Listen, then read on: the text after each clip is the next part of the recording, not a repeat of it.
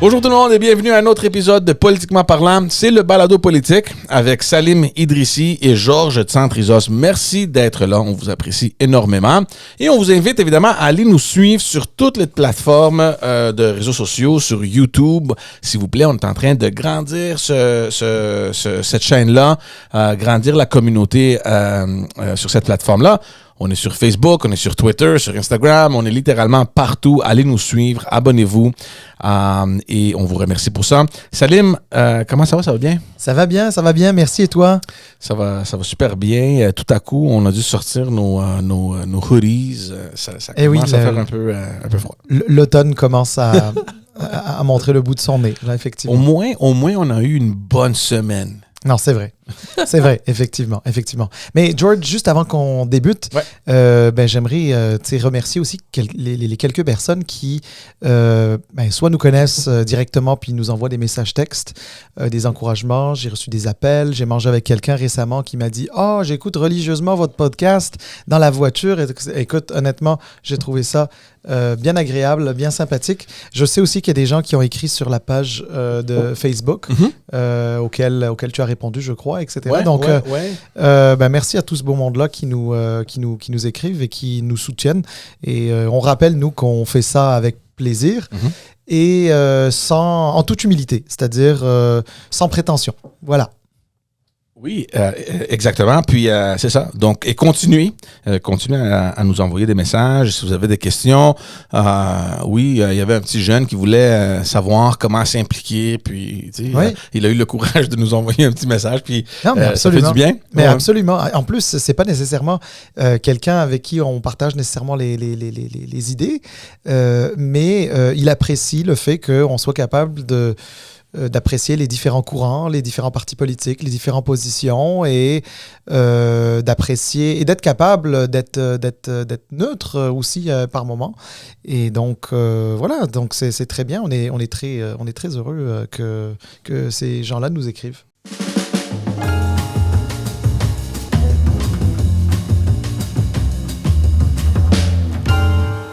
On va commencer tout de suite, Salim, parce que c'est sûr que la rentrée parlementaire déjà a commencé au Québec, à Québec, je veux dire. Ottawa, ça commence la semaine prochaine. On va commencer très rapidement avec les affaires fédérales, parce que c'est sûr que le temps où on a enregistré l'épisode la semaine passée, les événements qu'on va discuter n'étaient pas encore arrivés. Puis, je veux qu'on discute un peu de Justin Trudeau. Je sais qu'il a fait la une de plusieurs journaux, sa visite en Inde avec la rencontre du G20. Je ne veux pas nécessairement rentrer dans les détails, c'est sûr que c'est embarrassant. Il y a quelque chose qui ne marche pas avec la relation qu'il a avec le premier ministre de l'Inde. Mais c'est juste des situations qui, je pense, nous mettent continuellement dans l'embarras. Et ça donne un peu de gaz à son opposition, plus particulièrement le Parti conservateur, qui était la semaine passée, on l'a dit, il y avait leur congrès. Donc, ils en ont profité énormément des gaffes du premier ministre et des situations peut-être qui sont pas contrôlables. Je sais pas c'est quoi qui arrive. Mais je voulais qu'on en parle parce que ça a l'air que les derniers mois, ça va vraiment pas bien pour Justin Trudeau, pour son parti, généralement pour son gouvernement. Et je trouve que même lui, c'est pas le Justin Trudeau qu'on est habitué de voir en début de son entrée comme premier ministre en 2015, où il y avait comme, je sais pas, un certain... on voyait un peu plus la passion pour faire cette job-là. En plus de ça, il y avait plein de contenus, il y avait des publicités, il y avait des messages, il y avait des petites vidéos, des clips. Il y avait une équipe de feu qui était dans le contenu. D'ailleurs, j'en connais quelques-uns, là. Et j'ai l'impression que dernièrement, il se fait attaquer de tous les bords, puis il n'y a rien. Il n'y a pas une réponse. Il n'y a rien à répondre aux députés qui s'opposent à lui ou qui le critiquent. Mais en même temps, il n'y a pas de contenu. Il n'y a rien pour peut-être, je sais pas, montrer aux gens que, regarde, on est en train de faire quelque chose, puis inquiétez-vous pas de ce que les autres disent. Tu sais, la politique, là, je trouve qu'il y a une absence quelque part. Écoute, je vais essayer de te donner pas une explication, mais en tout cas mon impression de la chose. Mais mon impression de la chose, elle est quand même assez générale. Tu sais, un gouvernement, dans la vie d'un gouvernement, tu sais, un gouvernement fait de bonnes choses, de moins bonnes choses, puis parfois de mauvaises choses. C'est normal. N'importe quel gouvernement est élu démocratiquement et même dans les dictatures. C'est souvent comme ça. Il y a de bonnes choses, de moins bonnes choses, puis de mauvaises choses qui se font. Et écoute, qu'on le veuille ou non, on est à l'aube de l'automne 2023. Donc, ça veut dire que le gouvernement actuel est en place. Le Parti libéral du Canada est en place au pouvoir depuis... 21. Non, depuis 8 ans. Là, oh, depuis le début, de 2015. Ouais. Depuis 2015. Et donc, qu'on le veuille ou non, quand tu es dans le début de la vie d'un gouvernement, on voit les bonnes choses. Mm-hmm. On voit les moins bonnes choses, mais qui sont OK. Mm-hmm. Puis, ce qu'on voit moins, c'est les mauvaises choses ou les choses qui sont plus complexes ou les dossiers qui sont un peu mal ficelés ou mal gérés. Et tout. Puis ça existe dans tous les gouvernements du monde, ça c'est sûr. Maintenant, ce qui arrive, ça c'est quand tu es en début de mandat. Mais maintenant, ce qui arrive, c'est lorsque tu es 8 ans plus tard, c'est sûr que c'est un peu l'effet inverse qui se passe. C'est naturel hein, dans l'esprit des gens, des électeurs. Dans une démocratie, c'est assez normal. Il y a une fatigue. Il y a une fatigue où les bons coups, on les voit moins. Les moins bons coups, on est critique, c'est-à-dire au lieu de voir le verre à moitié plein, on voit le verre à moitié vide. Puis les mauvais coups ou les dossiers moins bien ficelés, ou que ce soit à cause des politiciens ou même ou d'un contexte particulier, et bien là, on les voit. Et là, ça colle à la peau. Puis là, on est dans une situation où on a un gouvernement qui fait face à ça. C'est une réalité. C'est une réalité que d'autres gouvernements ont connue avant, puis celui-là ne fait pas exception, puis c'est un peu normal. Puis là, ça se traduit dans une grogne externe qui finit par toucher l'interne au point où tu as des gens à l'interne qui commencent à grogner. Yeah. Ouais. Et on l'a vu hier, il y avait leur caucus précessionnel, puis il y a eu plein de chuchotements à l'effet que, tu sais, il y a plein de membres du caucus qui sont pas contents. C'était plus que des chuchotements. Moi, je pense que les gens ont parlé assez... C'est ça, tu sais. Donc moi, tu sais, au courant de cette semaine, peut-être la semaine prochaine aussi, ça m'étonnerait pas de voir, tu sais, des commentaires de type anonyme à l'effet que, tu sais, on a besoin peut-être d'un nouveau leader ou peut-être de renouveler le parti. Il y a plusieurs qui pensent, d'ailleurs, c'était les questions pratiquement qu'on lui posait hier, c'était à cet effet-là. Est-ce que vous voulez rester? Est-ce que vous avez l'intention de rester comme leader? La réponse qu'il a donnée, évidemment, c'est il va pas dire, ben là, j'y pense. C'est pas ça. C'est sûr qu'il va pas sortir dire une affaire de même. Mais, I don't know. Je sais pas. Je pense qu'il y a beaucoup de pression en ce moment dans son caucus. On connaît évidemment, toi puis moi, des personnes qui soit travaillent pour lui directement ou dans d'autres bureaux de députés. Donc, on a quelques contacts. Et c'est pas maintenant, pour moi, là, c'est pas nouveau. Ça fait quand même plusieurs mois, je dirais, même l'année passée, là, où ça a commencé un peu à lancer quelques indices. Ben là, je veux pas donner l'impression que je suis là pour défendre. Moi, je défends personne puisque je fais partie de rien. Mais je veux quand même dire qu'on est extrêmement sévère avec... le gouvernement en place, on est extrêmement sévère avec un gouvernement en place depuis 8 ans. Et justement, la dimension du fait que ça fait 8 ans qu'il est là, forcément, ça vient avec l'usure du pouvoir. L'usure du pouvoir, là, c'est pas une expression que toi et moi avons inventée. C'est une expression appropriée depuis des générations et des générations et des générations. Parce que plus tu passes de temps au pouvoir, plus il y a une certaine fatigue, effectivement, des gens de te voir, de tes politiques, etc., etc. Maintenant, moi, ce que j'ai envie d'avancer quand même, c'est que dans la vie d'un gouvernement, un gouvernement connaît aussi des hauts et des bas. Et ces hauts et ces bas sont sont dues parfois à des questions purement politiques et parfois sont dues à des questions qui sont très contextuelles.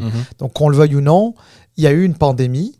Cette pandémie, dans la tête des gens, elle a duré 3 ans à peu près, là, 2 ans et demi, 3 ans, où le gouvernement fédéral était très présent pour soutenir l'économie canadienne, pour pas qu'elle s'écrase, pour soutenir les Canadiens, pour que ce soit un moment... Puis, sais-tu quoi? Avec un peu de recul, on peut le dire, mis à part les gens qui ont connu bien sûr des problèmes sanitaires et des problèmes connexes à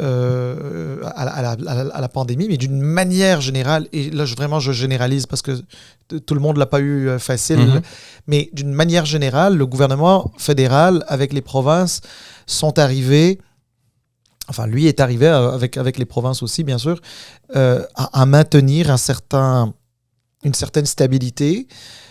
C'est pas mal. Mais 3 ans, c'est long. Puis là, tu as une autre crise qui, d'une certaine manière, découle de la crise sanitaire qu'on a connue, celle de l'inflation, celle où les gens en arrachent vraiment beaucoup. Ouais. Écoute, sincèrement, je pense qu'il n'y a pas un Canadien qui va à l'épicerie aujourd'hui puis qui ne voit pas comment ça coûte plus cher. Écoute, je me rendais compte la dernière fois, j'achetais un pot de cornichons que j'avais l'habitude d'acheter à 5,69. Il est rendu 9 et quelques. Là, donc, c'est pour... non, 6,59, il est rendu 9 et quelques. Il y a comme $3 de différence là, quand même. Là, c'est énorme. J'en achète plus. ou juste quand j'en veux vraiment. Mais non, mais plus sérieusement, le gouvernement vit cette crise-là. Ça touche les gens. C'est normal qu'au caucus, les gens grognent parce qu'ils se disent « Ouais, mais c'est parce que mes gens sont touchés par ça. Il faut qu'on fasse quelque chose. » Mais tu vois la différence. C'est normal. Je ne veux pas t'interrompre, mais la pandémie, là, elle a été vécue partout au Canada, puis surtout à tous les niveaux, les niveaux de gouvernement, tous les paliers. Au provincial, on a vécu ça aussi, puis pas juste au Québec, partout au Canada, dans toutes les provinces. Moi, je ne vois pas la grogne que Justin Trudeau, en ce moment, vit dans son caucus, par exemple, auprès de la CAQ au Québec, ou en Ontario, ou dans les autres provinces. Ça a l'air que c'est comme une grogne ou une frustration quand même particulière envers Justin Trudeau. C'est sûr que l'usure du pouvoir, c'est une affaire qui est cyclique. On l'a déjà vu auparavant. Mais ce qui m'étonne, c'est qu'il n'y a rien qui est fait. Il n'y a presque pas de réponse. Qu'est-ce qu'on fait? Je ne le sais pas. Est-ce qu'il n'y a pas de réponse ou... comment je vais te dire ça? Les gens n'ont plus l'appétit pour les réponses qu'on leur donne. Mais c'est un bon point. Moi, je suis arrivé à un point où je regarde les réseaux sociaux, puis quand je tombe sur un post une publication de Justin Trudeau, j'arrête même plus maintenant. J'ai perdu un peu cet intérêt. Puis ça vient de nous qu'on est intéressé par l'affaire publique, tu comprends? Par ce qui se passe, puis ce que les élus disent, etc. Donc, imagine ton citoyen moyen. Là, mais justement, tu vois, le fait que toi et moi avons travaillé déjà en politique, le fait qu'on ait côtoyé quand même beaucoup de politiciens au gouvernement comme dans l'opposition, justement, on est capable d'avoir cette espèce de recul par rapport à un phénomène politique. C'est-à-dire que il y a la perception, il y a la réalité. Je sais qu'on dit souvent que la perception, c'est la réalité en politique, puis exactement ce que vit le gouvernement fédéral en ce moment. Donc c'est-à-dire que la perception qu'ont les gens, ils l'attribuent à son action ou son inaction, dépendamment de comment les gens le voient. Mais la réalité, c'est que moi, j'ai du mal à croire qu'on a un gouvernement fédéral qui n'a pas de réponse, qui n'a pas de plan, qui ne sait pas où ça en va. Mais c'est quoi les réponses? Si on regarde les plus gros dossiers en ce moment qui affectent le gouvernement, tu as mentionné la crise de l'inflation, il y a une crise de logement. c'est quoi la réponse du gouvernement? Il n'y en a pas. Puis là, tu as l'opposition qui en profite à 100% pour l'attaquer constamment. Puis Justin Trudeau qui sort, qui dit, ben oui, on va travailler là-dessus, puis on va avoir un plan. Ben, il est où le plan?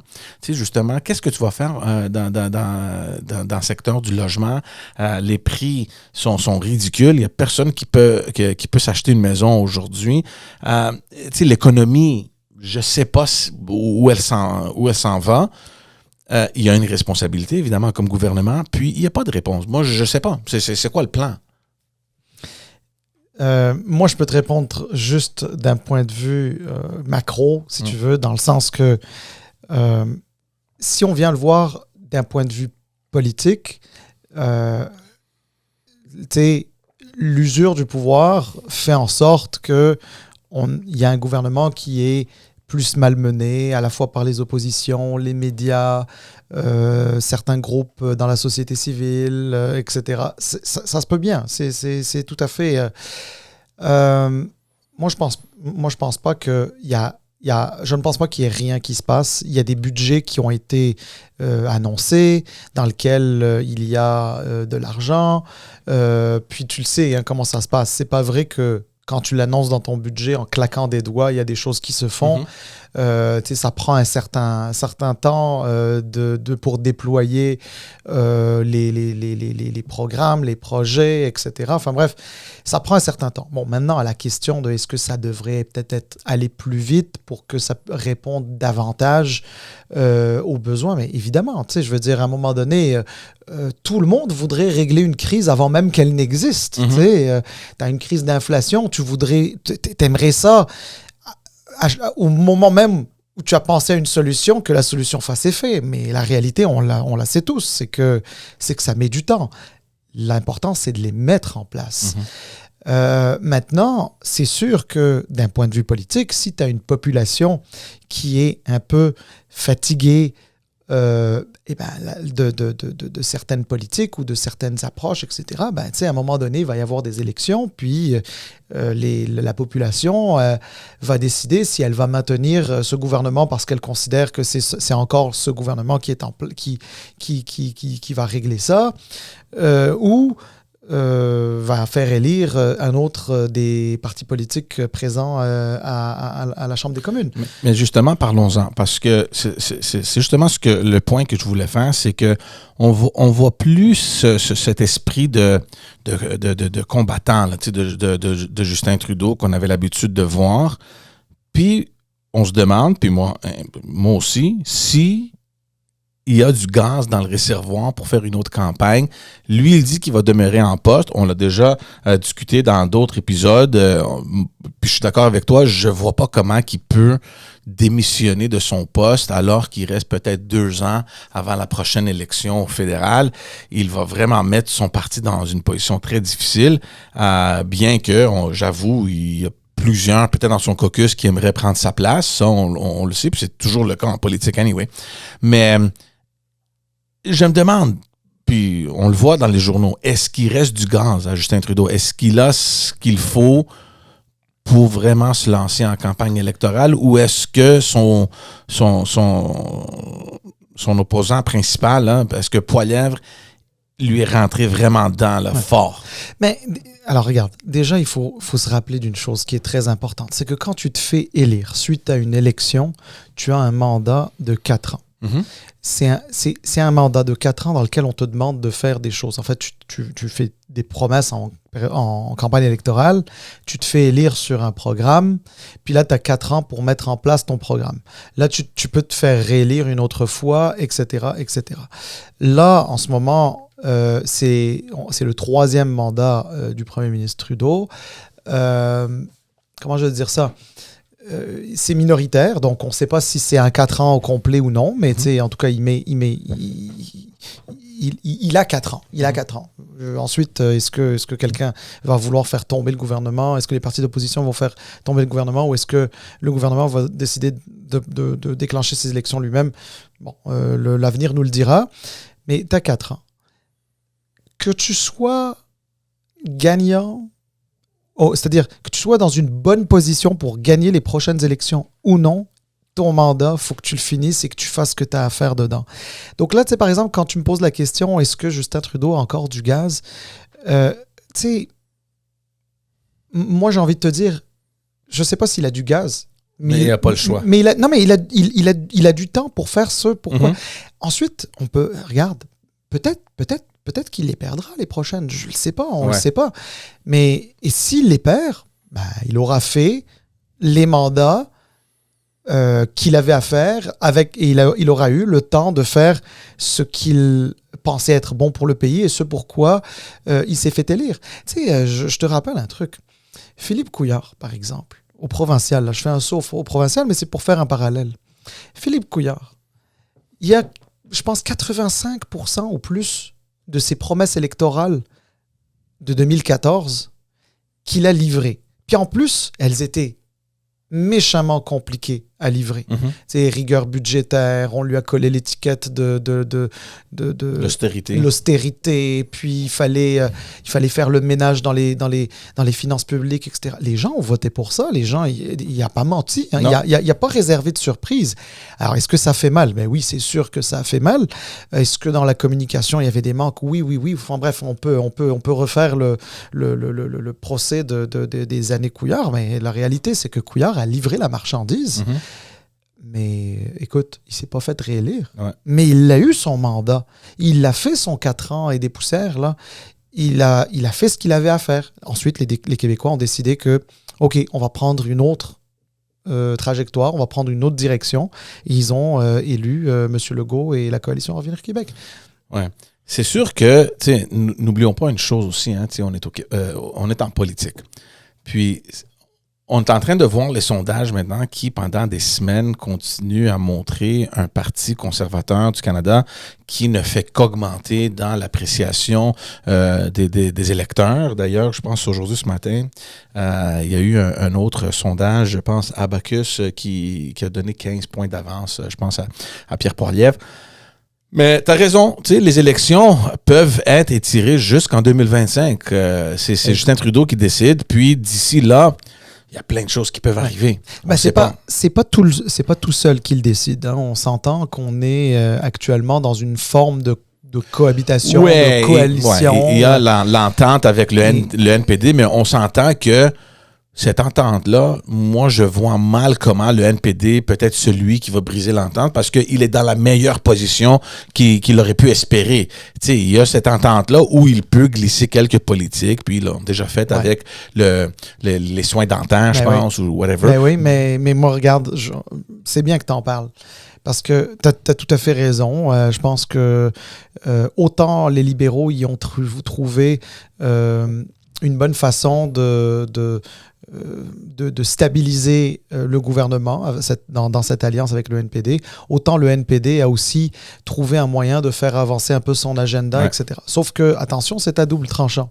Si le NPD arrive jusqu'à la fin de la législature actuelle avec son alliance avec Trudeau, ben, tu sais, en élection, il y a beaucoup de Canadiens qui vont se dire, bon ben là, c'est parce que... il va partir avec la vague. Non, mais c'est-à-dire dans ce cas... Non, mais c'est-à-dire, à un moment donné, le NPD n'aura pas fait les gains parce qu'au final, c'est un gouvernement libéral qui aura mis en place ça, y compris quand bien même le NPD aurait eu des idées populaires et que certains trouvent bonnes. Tu sais, ça, c'est une chose. Maintenant, moi, je te dirais, stratégiquement, là, moi, je ne suis pas NPD, je pense que je l'ai dit assez souvent, là. Je respecte, par exemple, mais disons que j'ai pas beaucoup d'affinités, mais regarde, stratégiquement, pour le NPD, ce serait pas une mauvaise chose, à un moment donné, de prendre ses distances du gouvernement. Parce que si tu prends pas tes distances du gouvernement... On va t'inclure dans la même batch, là, tu sais. Exactement. Et puis, il y a des gens qui vont te dire, dans ce cas-là, je vais voter pour la vraie copie, pas pour la copie, pour la vraie version, pas la copie de la version. C'est ça. Mais, et puis, de toutes les manières, comment tu veux qu'un chef politique, là, en l'occurrence, Jack Meeting, comment veux-tu qu'il aille en élection, dire aux gens, il faut changer le gouvernement Trudeau par un gouvernement néo-démocrate, alors que c'est le gouvernement néo-démocrate qui a permis au gouvernement Trudeau de vivre pendant l'entièreté du mandat. Donc, c'est pour ça que je te dis, les alliances, c'est une très bonne chose. Il y a quelque chose... très bonne chose. C'est-à-dire, il y a une forme de pragmatisme qui peut en ressortir de là. Je peux comprendre qu'il y ait des strates entières de la population qui considèrent en gagner quelque chose. D'autres, je les comprends, d'autres qui se sentent trahis en se disant, là, c'est parce que c'est pas non plus ça qu'on voulait. Mais au final, stratégiquement, pour les partis politiques, tant pour les libéraux que pour les néo-démocrates, ça peut être, comme on dit en anglais, slippery slope. C'est intéressant. Écoute, il reste encore une semaine avant la rentrée. Moi, je prévois une rentrée au fédéral quand même houleuse. Je pense que Poilievre va vouloir continuer sur ce rythme-là. Et je vais être honnête avec toi, j'aime bien le nouveau Poilievre, celui qui a mis un peu de côté le bulldog là, qu'on a connu dans... C'était quoi? C'était... comment il l'appelait? Angry Pierre ou un truc genre? Je sais pas comment, mais on l'a tous vu. Il était un élu, quand même, un parlementaire très agressif. Puis justement j'aime beaucoup son nouveau profil, j'aime beaucoup plus sa nouvelle approche de parler de choses qui font du sens, que tout le monde peut logiquement trouver que ça fait du sens. Dans le fond, c'est ça, common sense, comme il dit, c'est sa ligne, puis il continue à la frapper. Donc, je suis très intéressé de voir comment il va réagir en Chambre, mais ça ne m'étonnerait pas non plus que la rentrée soit très houleuse au fédéral. Écoute, je peux pas être en désaccord avec ce que tu viens de dire. Moi, je crois que Pierre Poilievre a réussi brillamment quelque chose dans la dernière année. C'est celle... je pense qu'il est de plus en plus en train d'incarner ce qu'on appelle le gouvernement en attente. Parce que, tu sais, souvent, là, pour qu'une opposition officielle arrive au pouvoir, il faut qu'elle puisse l'incarner. Et le chef de l'opposition officielle, là en l'occurrence lui, doit avoir un costume taillé sur mesure quand il devient chef de l'opposition officielle, mais il doit aussi essayer de porter le costume de premier ministre. Puis il fait... Et là, en ce moment, il le fait. C'est vrai qu'il a... Je ne vais pas dire qu'il a changé de ton, parce que c'est pas vrai, parce que Pierre Poilievre et il va toujours servir du Pierre Poilievre. Au moins sur l'image, on voit un nouveau personnage. C'est sûr qu'il a affiné un peu son image. Ça paraît qu'il a eu des conseils de grands spécialistes de la communication, les lunettes qui sont parties, le T-shirt. En plus de ça, le T-shirt, pas les manches retroussées. Les manches de retroussées, ça fait très Trudeau. Donc là, c'est le T-shirt. Ça fait beaucoup l'homme du peuple, genre. Moi, je m'habille... mais l'homme de famille aussi, avec son épouse, ses enfants, puis c'est une belle famille. Je veux dire, c'est de belles images aussi. Une famille un peu plus traditionnelle, dans le sens que lui il veut incarner la famille conservatrice, là, avec attention, je suis pas en train de dire que famille Trudeau, ça incarnait pas ça, même si, évidemment, les dernières nouvelles viennent un peu entacher l'image familiale. L'image d'une famille idéale qui a été projetée dans le passé. Bon, mais en même temps, qu'est-ce que tu veux? C'est des milliers de familles au Canada qui connaissent des situations similaires, donc on va être solidaire de ce genre de situation. Mais enfin bref, tout ça pour dire que oui, son image est rafraîchie. Alors, c'est à lui d'essayer de la maintenir pendant la prochaine année et surtout de ne pas revenir à ses anciens réflexes. Et s'il reste comme ça, et que bon, il continue à faire son travail de watchdog, excuse-moi, là, je veux dire l'Assemblée nationale, mais c'est à la Chambre des communes. écoute, avec l'usure du pouvoir, etc., là, c'est pas impossible qu'ils nous surprennent. Bon, maintenant, est-ce qu'il va nous surprendre avec un majoritaire conservateur? Est-ce qu'il va nous surprendre avec un minoritaire conservateur? Je ne le sais pas. Le futur nous le dira. Mm-hmm. J'ai encore un peu de misère, malgré les sondages. Tu parlais de 15 points d'avance donnés par certains sondages. Abacus, pour ne pas le nommer. Ça le met en zone majoritaire, clairement. Mais moi, je resterai prudent. Parce que le pays est très divisé et d'une province à l'autre, les choses sont très différentes.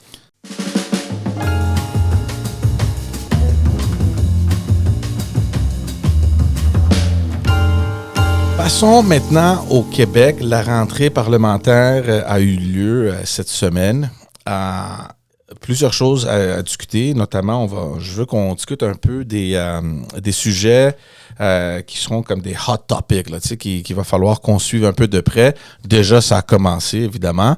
Avant de parler de la rentrée, juste pour mentionner, parce qu'on a parlé de ça la semaine passée, on a mentionné que il y a eu une petite bousculade au niveau du caucus du Parti libéral du Québec, forçant peut-être Marc Tanguay à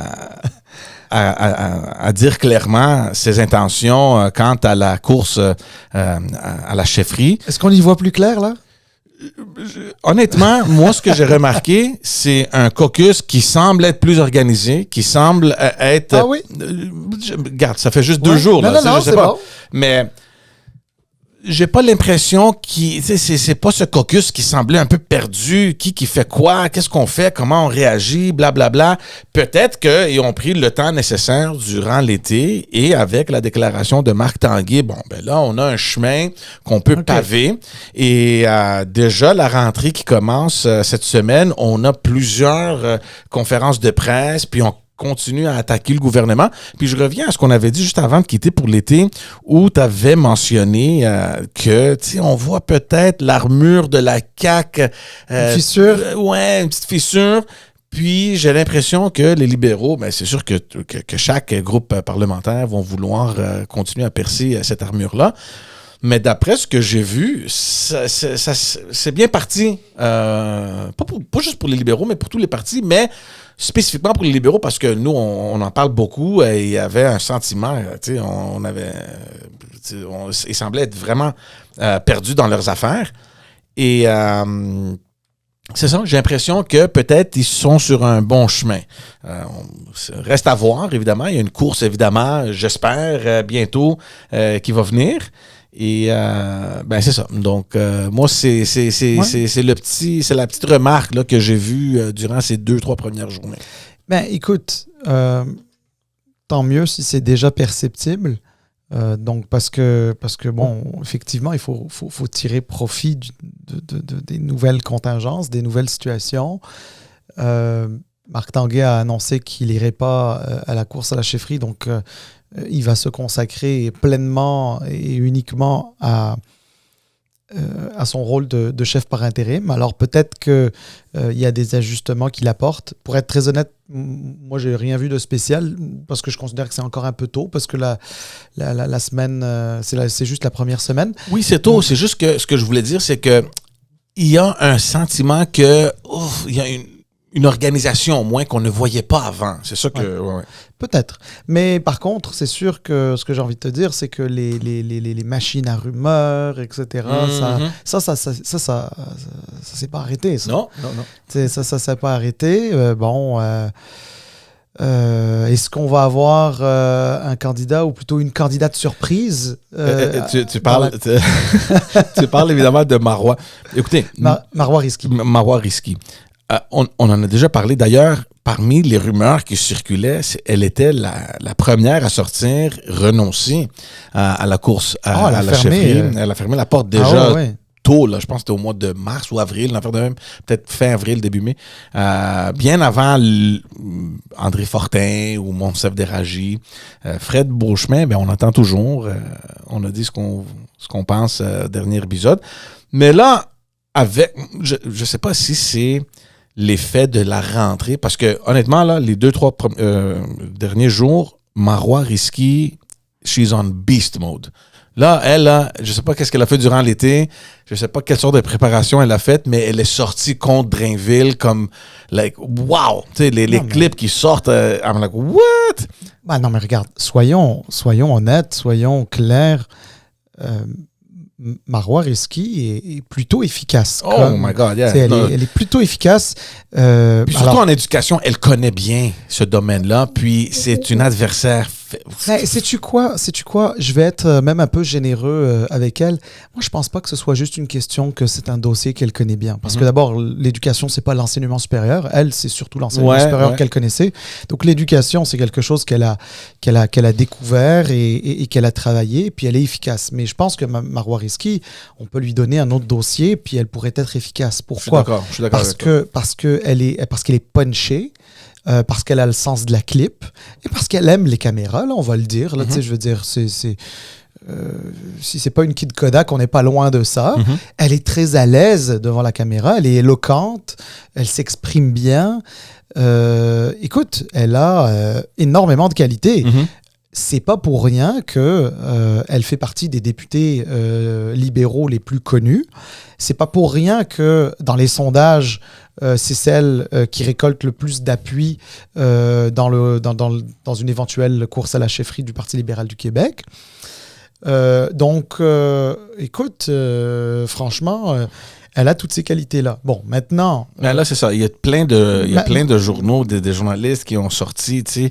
Je sais pas si c'est... Tu sais, on coulait ça juste pour tester un peu l'environnement. Non, mais les gens l'aiment bien. Non, mais je veux dire la pression maintenant pour qu'elle se lance finalement dans la course. On voit peut-être, je sais pas, est-ce qu'il y a un pivot là, de 180 degrés? Je sais pas. Mais il semble que ça jase pas mal. Concernant ça. D'abord, il faut le dire, les médias l'aiment aussi.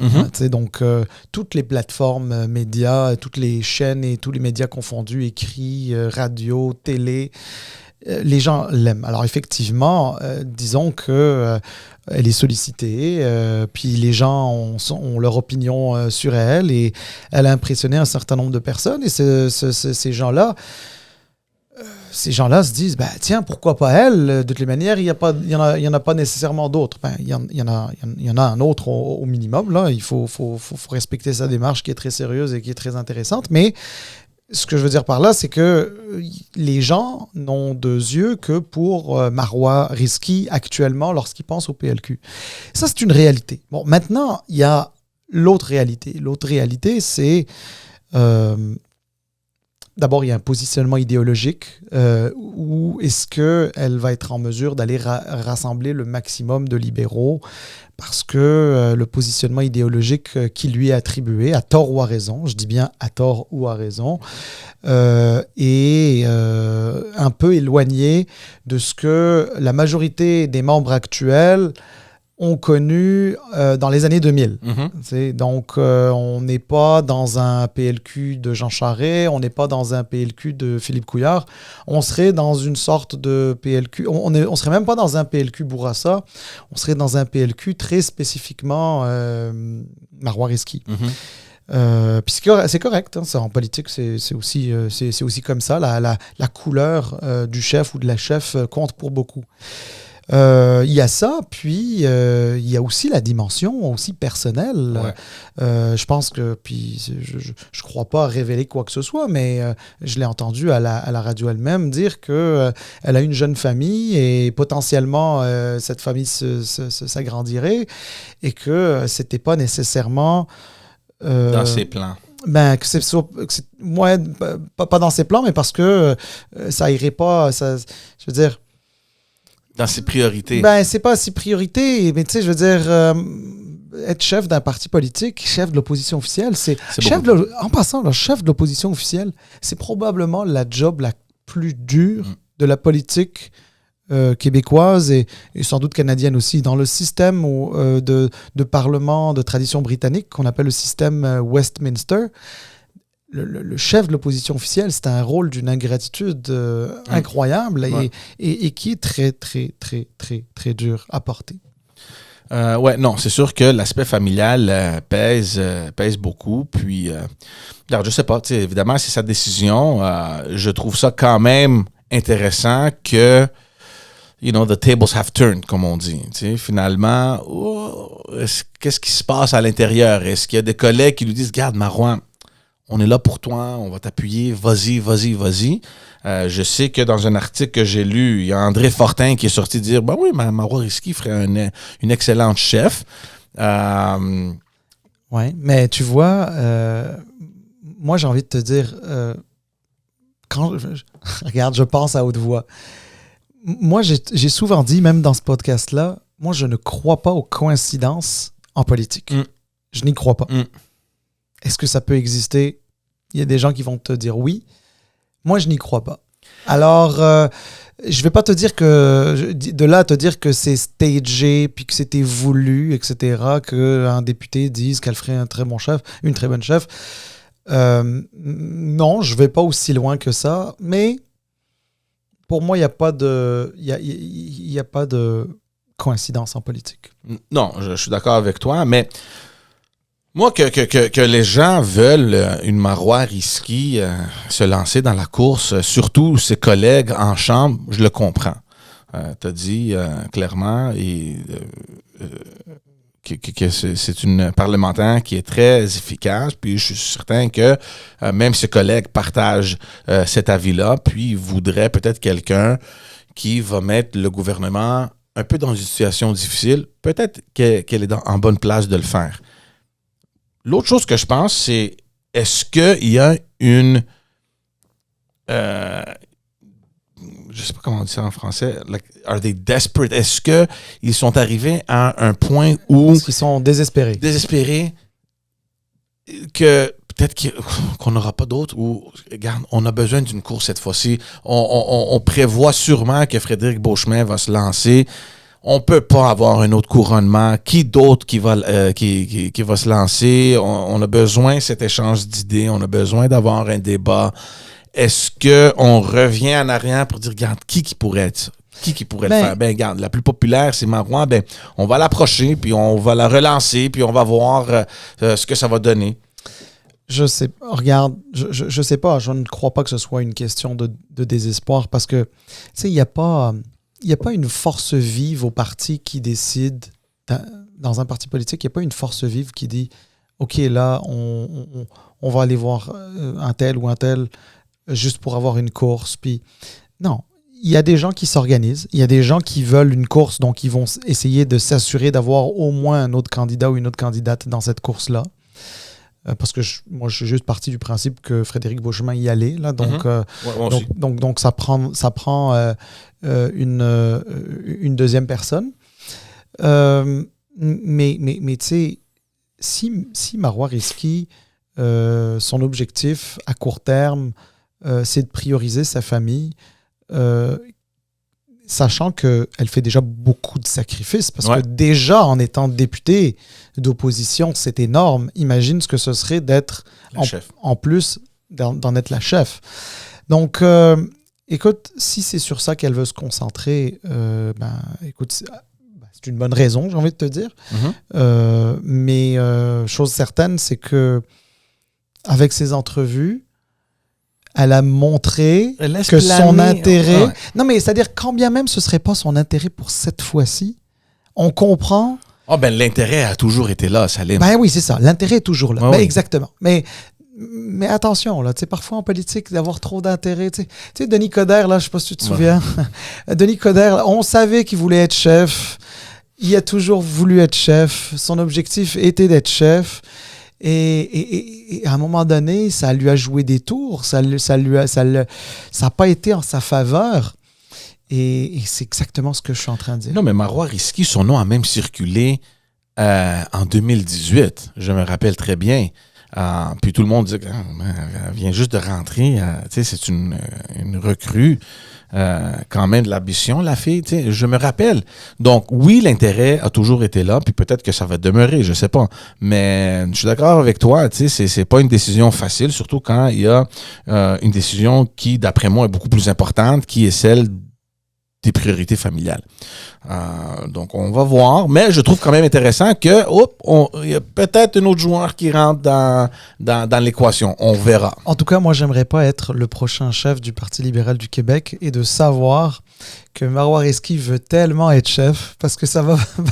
parce que... Ça met la pression, hein? Ben oui, bien sûr que ça met la pression. Évidemment, ça met la pression. Puis là, tu te dis toujours... T'as toujours un petit coin de ta tête. Ah, on aurait dû aller avec Lou, tu sais, what if? Non, mais... Ou alors te dire simplement, OK, mais est-ce que cette prise de position, est-ce que c'est pour servir ses intentions plus tard, etc.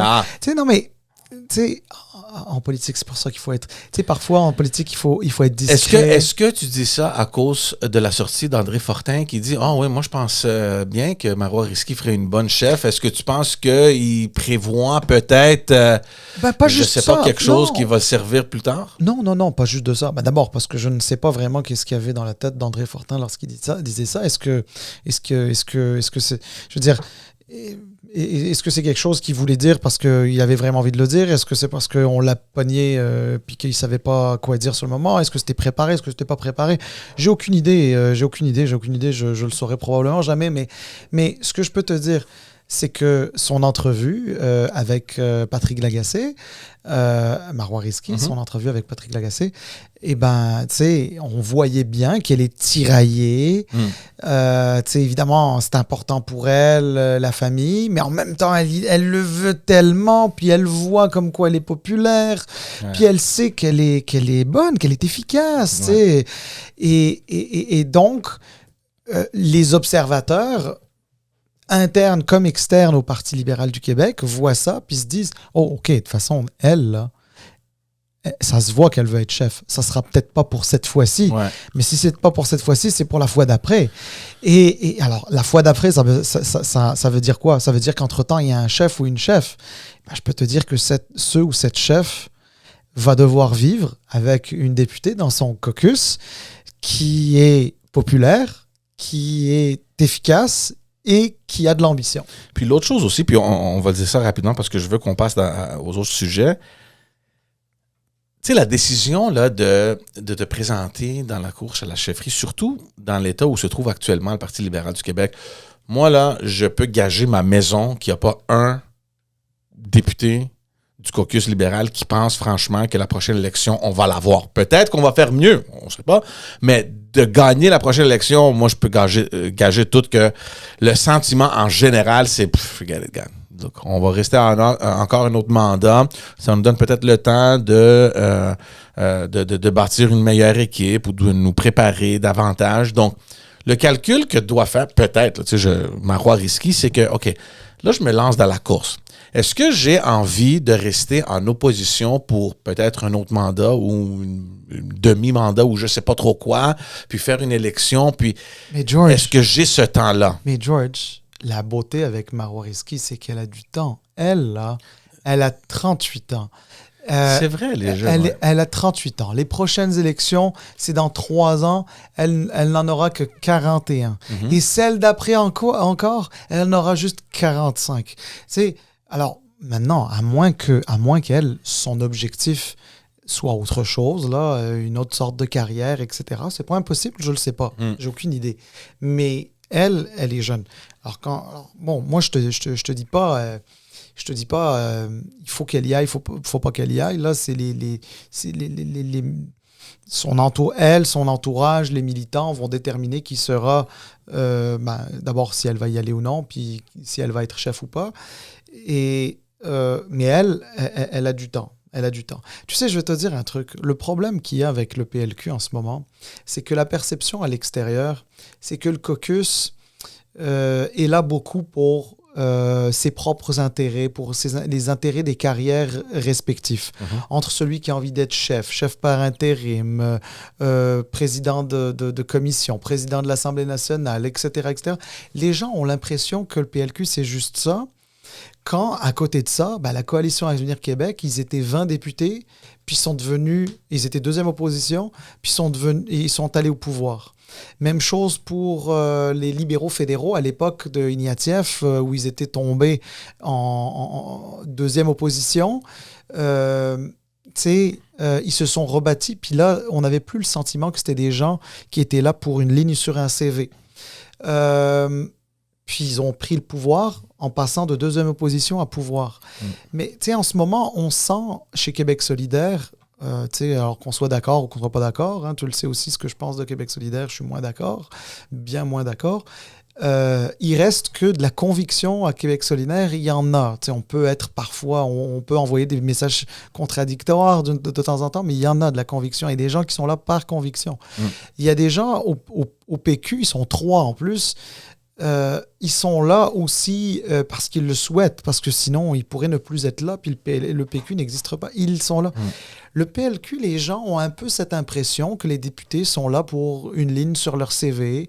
Donc évidemment, idéalement, ce serait des lignes où ils sont au pouvoir, mais s'ils ne sont pas au pouvoir, ils sont dans l'opposition. Mais à quoi dans l'opposition? Est-ce qu'ils sont chefs du parti? Est-ce qu'ils sont leaders adjoints, whip, président de caucus, président de commission, etc., etc., etc. Passons à quelques sujets que déjà, ça fait du bruit à l'Assemblée nationale. Ça fait juste quelques jours qu'on a commencé. Planification d'immigration 2024-2027. Oui. Planification d'immigration. Bon, d'abord, c'est un exercice que le Québec fait depuis que le Québec a des pouvoirs en immigration, c'est-à-dire depuis 1991. C'est des planifications triennales, donc à chaque 3 ans.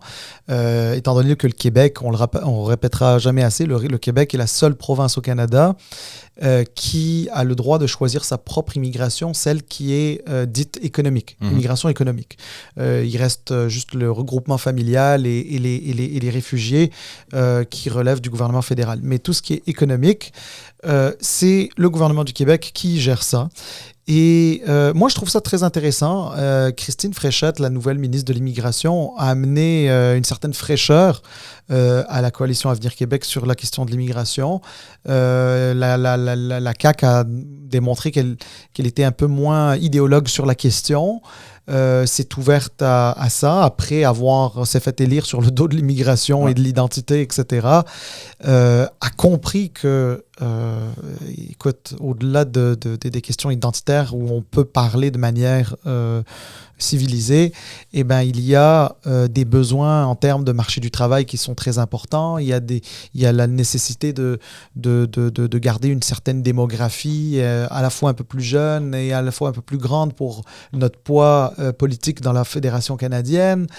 Les PME, bien sûr, qui réclament de la main-d'œuvre, etc.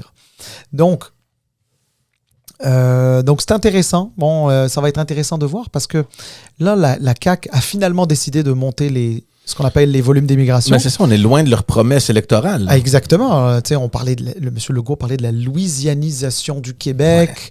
M. Legault disait que c'était un suicide que de recevoir plus d'immigrants. Là, tout d'un coup, il veut en recevoir plus. En passant, il n'en a jamais moins reçu, juste soit dit en passant, parce qu'il y avait moins de permanents, mais il y avait beaucoup plus de non-permanents, c'est-à-dire de temporaires, qui deviennent à un moment donné des permanents. Donc, la CAQ a décidé d'augmenter les seuils. Je pense personnellement que c'est une bonne nouvelle. Les libéraux voulaient l'augmenter aussi. Les solidaires aussi. Et là, ça, c'est intéressant parce que finalement, tu sais comment on dit, hein, en politique, il faut savoir se démarquer. Qu'importe comment les gens vont juger ça, est-ce que c'est de se démarquer positivement ou négativement, mais le PQ se démarque en étant le seul parti représenté à l'Assemblée nationale qui veut les diminuer. Et d'ailleurs, c'est intéressant, je ne suis pas d'accord avec le PQ d'une manière générale et sur cette question-là en particulier, mais tu vois, l'une des raisons pour lesquelles j'aimerais ça qu'on reçoive un péquiste sur notre podcast, c'est parce que on peut avoir une discussion civilisée sur la question. J'ai envie de comprendre l'argumentaire du PQ là-dessus, autrement que des questions de notre capacité d'accueil, sachant que personne ne sait c'est quoi ça, la capacité d'accueil. J'ai envie de les entendre parce que c'est trop facile de dire « Oh, ils veulent réduire l'immigration, donc ils sont anti-immigration ». J'ai envie de comprendre davantage c'est quoi. Puis surtout venant de la part de jeunes députés comme ceux du PQ, qui me paraissent pas être sectaires, qui me paraissent pas être, comment dire, des extrémistes, etc. Bon, j'ai envie de comprendre, même d'un point de vue de leur projet de souveraineté, même pour le Québec comme pays, comment ils voient ça? J'aimerais le comprendre, parce que sincèrement, je le comprends pas. Ouais. Non, c'est intéressant. Puis, tu sais, pour la CAQ, là, je pense souvent au gouvernement, tu sais, il y a plein d'affaires que ça, tu sais, on revient en arrière, puis on revise, puis ça donne évidemment des munitions à leur opposition, parce que là, il y a une liste qui s'accumule là, de promesses qui ont été brisées. Et l'immigration, évidemment, en fait partie. Passons un peu, parce qu'on a commencé la session parlementaire avec quand même des sujets plutôt de nature sociale, éthique. Il y a eu la question, notamment dans les écoles, qui préparaient des toilettes mixtes. Puis, c'est drôle parce que c'est venu juste après la convention, le congrès des conservateurs à Ottawa, où il y a eu plusieurs résolutions de ce type-là qui ont été présentées puis débattues et qui ont été adoptées même ici à Québec. Donc, puis là, tout à coup, cette semaine-là qui suit, c'est des thèmes qui ont découlé un peu à l'Assemblée nationale du Québec. Le ministre a été quand même rapide à dire que, regarde, on va pas faire ça, là, les toilettes doivent rester séparées. Puis, ça a ouvert une porte grande ouverte à amener ces discussions-là au niveau politique. Et évidemment, on parle aussi de l'identité de genre, puis toutes ces thématiques-là qui, oui, je l'admets, posent quand même un défi important dans notre société actuelle. Et la grande question, c'est est-ce que c'est des thèmes qui doivent être débattus par des élus? Et Paul Saint-Pierre Plamondon du PQ qui a suggéré de créer une commission parlementaire où on peut avoir ce débat-là. Et tout de suite, Bernard Drainville qui a mis ça de côté parce que, et son argument, c'était que on ne veut pas laisser la place à la partisanerie politique sur des sujets qui peuvent être quand même délicats comme ceux-là. Je suis en accord avec lui, puis il a plutôt proposé un comité scientifique. Bon. On en est là. Puis, ouais, mais tu sais, en démocratie, on est représenté par nos élus. Donc, ce que Paul Saint-Pierre Plamondon propose n'est pas farfelu du tout. En même temps, je me pose la question, est-ce qu'on peut avoir les deux? Je veux dire, qu'est-ce qui peut empêcher un comité scientifique qui se penche sur la question, avoir un rapport qui soit le point de départ d'une discussion intéressante et que ça puisse se faire aussi avec les élus à l'Assemblée nationale. Pourquoi pas? Effectivement, c'est un sujet très complexe. Et puis les gens, souvent, ne savent pas quoi penser de ce sujet. Mais je pense aussi que ils n'ont pas les connaissances nécessaires non plus. Non. Surtout les élus. Mais c'est ça. Mais écoute, moi, je dois quand même dire que Bernard Drainville, sur la question, par exemple, des salles de bain mixtes, je trouve qu'il a eu... je crois qu'il a eu la bonne approche. Moi aussi. Il a eu la bonne approche. Il a dit, écoutez, je vais émettre une directive. Cette directive, elle dit, on va conserver des salles de bain, des toilettes pour garçons, et on va conserver les toilettes pour filles, et on va trouver une façon... Il n'a pas utilisé le mot accommoder, parce qu'il a un problème avec le mot accommoder, mais il a dit qu'il allait, d'une certaine manière, accommoder les personnes, les jeunes et les professeurs qui sont non-binaires. Moi, je pense que l'approche est la bonne parce que tu n'as pas envie de régler un problème en créant un autre. Les gens, j'entendais la dernière fois à la télé, puis je te dirais que naturellement, là, sans y avoir trop réfléchi, je me suis un peu collé à cette idée. Je me suis dit, ouais, c'est vrai que les enfants, quand ils sont jeunes, puis aussi, tu sais, parfois, ils peuvent traîner à quelques complexes ou avoir quelques situations qui leur sont très propres. Et il y avait même quelqu'un qui donnait l'exemple d'une jeune fille qui aurait ses menstruations, par exemple, et serait dans une toilette où elle n'aimerait pas que de l'autre côté de la porte, il y ait des garçons, etc. Elle se sentirait gênée, garçons qui ne savent pas c'est quoi, sont pas matures, etc. Enfin bref, je pense que Bernard Drinville a eu raison. Cela dit, on vit en 2023. Il y a des choses sur lesquelles la société a évolué. Puis on est une société basée quand même sur les libertés, des droits et des libertés. Et il faut pas que il faut pas qu'il y ait un statu quo, qu'on maintienne des salles de bain pour garçons, des salles de bain pour filles, ne doit pas signifier le statu quo. Ça veut dire qu'il faut trouver une alternative pour ceux et celles qui sont à l'inverse pas à l'aise avec des salles de bain non mixtes parce que c'est des personnes non binaires, par exemple. Mm-hmm. Mais juste pour revenir à ce que Bernard Drinville a dit, qu'en créant une commission parlementaire, est-ce que ça ne va pas amener dans le jeu les idéologies politiques? Parce que c'est sûr que dans une commission politique, tu peux inviter n'importe qui là, à venir participer, mais avec la présence des élus et évidemment avec ça, leurs idéologies et leurs positions, je pense qu'il y a aussi, qu'il y a aussi raison à dire que, regarde, on va pas ouvrir ce débat-là, on va pas laisser place à l'idéologie, puis je pense qu'il a raison là-dessus aussi. Je sais pas comment tu le vois, je sais pas, parce que est-ce que ça va dégénérer en cirque, une commission parlementaire? Est-ce que le fait juste d'avoir un comité avec des gens qui connaissent ça beaucoup plus que les élus, puis ça, on s'entend, moi, je suis prêt à gager qu'il n'y a pas beaucoup d'élus qui connaissent ou qui ont même une position là-dessus ou qui ont des connaissances sur ces sujets-là. Donc, pourquoi ne pas avoir des personnes qui soit sont des professionnels, des psychologues, des psychiatres. Mais tu peux les inviter.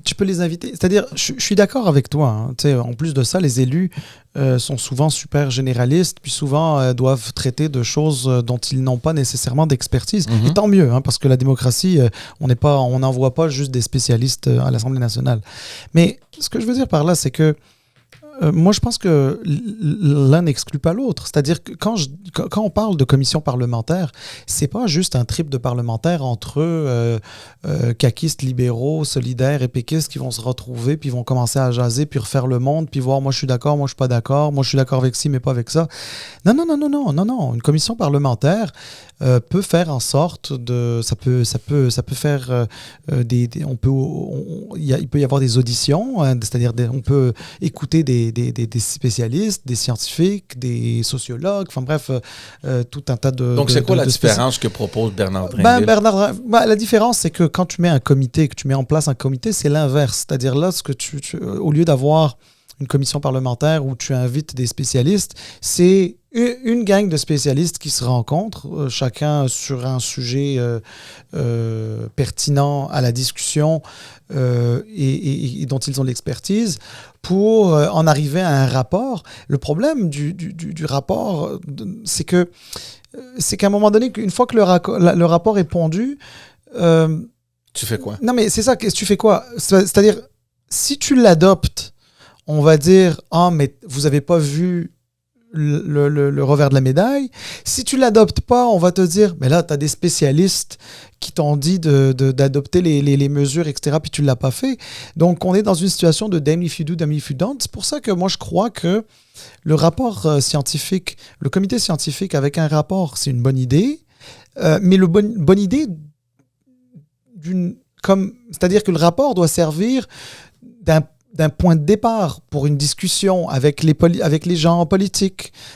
Pourquoi? Parce qu'après tout, qui nous représente pour voter nos lois? C'est nos députés. Donc on peut pas écarter les politiciens, on peut pas écarter les parlementaires de ce débat-là qui est complexe et dont on n'a pas fini d'entendre parler. On va voir comment les choses vont se dérouler. Évidemment, comme on a dit, c'est juste le début de la nouvelle session. On va mettre fin à l'épisode et en vous remerciant évidemment toutes et tous de l'appui, de vos commentaires. Aimez, partagez les épisodes, allez revoir les épisodes plus anciens si vous voulez. Abonnez-vous sur toutes les plateformes, puis n'hésitez pas à nous envoyer vos messages. Ça nous rend vraiment heureux de voir que vous appréciez ce qu'on fait. Donc, d'ici là, on vous voit la semaine prochaine avec un tout nouvel épisode. Merci tout le monde. Ciao, bye.